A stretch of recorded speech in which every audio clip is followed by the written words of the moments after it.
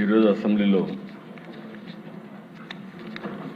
అత్యంత కీలకమైన అంశంపై చర్చించుకుంటున్నాం. అధ్యక్ష, బీసీల అభ్యున్నతి కోసం ఈరోజు ఒక మంచి నిర్ణయం, ఒక సముచితమైన నిర్ణయం తీసుకోవడానికి మనం ఈ చర్చ చేస్తున్నాం. ఈరోజు మనం చర్చిస్తున్నది ఒక సాధారణ రిజర్వేషన్ అంశం కాదు. ఇది ఆంధ్రప్రదేశ్ సామాజిక న్యాయ చరిత్రలో ఒక కీలకమైన రోజు. గత ప్రభుత్వంలో బీసీలకు జరిగిన అన్యాయాన్ని సరిచేసేందుకు ఈరోజు తిరిగి ప్రత్యేక కేబినెట్ సమావేశం పెట్టుకొని కొన్ని నిర్ణయాలు చేశాం. ఈ సందర్భంగా ఈరోజు సభలో మిత్రుడు పవన్ కళ్యాణ్ గారు లేరు, కానీ ఆయన మొదటి నుంచి కూడా బీసీలకు న్యాయం చేయాలని మేము ఎలక్షన్ మేనిఫెస్టో రాసినప్పుడు 34% రిజర్వేషన్లు పెట్టినప్పుడు ఒక పక్క పవన్ కళ్యాణ్ గారు, ఇంకో పక్క బీజేపీ నాయకత్వం పూర్తిగా సమర్థించి ముగ్గురం కూడా ఎన్నికలకు వెళ్ళాం.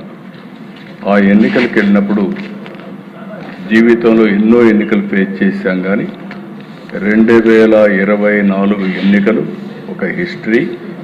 94% స్ట్రైక్ రేట్, 57% ఓట్లు వచ్చాయంటే అది బీసీల వల్ల, ఈ యొక్క నాయకత్వం యొక్క నమ్మకం వల్ల వచ్చాయని చెప్పి కూడా నేను మీకు తెలియజేస్తున్నాను. అలాంటి హిస్టారికల్ విక్టరీకి కారణమైనటువంటి బీసీలకు న్యాయం చేయడం కోసం ఈరోజు ఒక ప్రత్యేకమైన క్యాబినెట్ పెట్టుకొని చర్చించాం. ఇందులో అధ్యక్ష 3 ప్రధానమైన విషయాల్ని ఈరోజు నిర్ణయం చేశాం. చాలా ఉన్నాయి, కానీ 3 ప్రధానంగా నిర్ణయాలు చేశాం. బీసీలకు గ్రామీణ స్థానిక సంస్థల్లో 34% రిజర్వేషన్లు చట్టంలో ఏముందో అది కల్పిస్తాం. అది మొదటి నిర్ణయం. పట్టణ స్థానిక సంస్థల్లో 33.33% రిజర్వేషన్ కల్పిస్తాం. ఈ 2 కూడా చట్టంలో ఉన్నాయి అధ్యక్ష, అది కూడా నేను వస్తాను. ఇంకొక పక్కన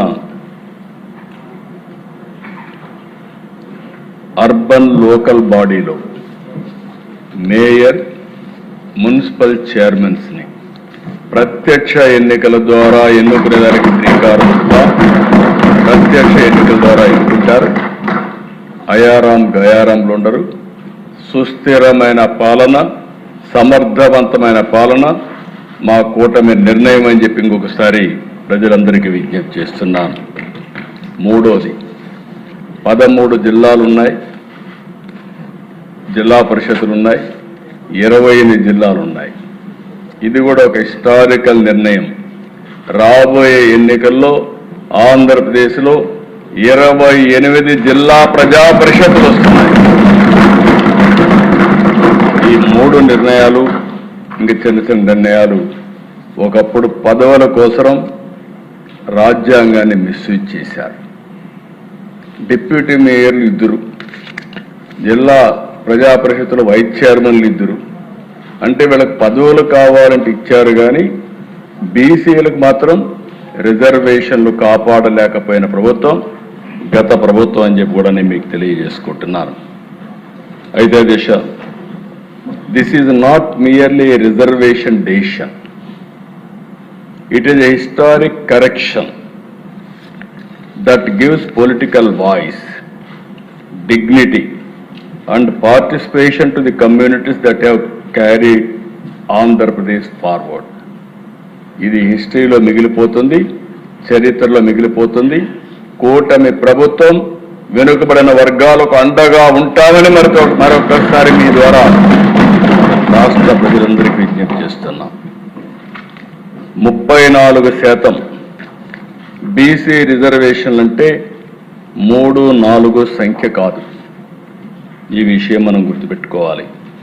34% అంటే బీసీలకు రాజకీయ ప్రాతినిధ్యం, 34% అంటే నిర్ణయాధికారంలో భాగస్వామ్యం, 34% అంటే తరతరాలుగా వెనుకబడిన కుటుంబాలకి అవకాశ ద్వారం.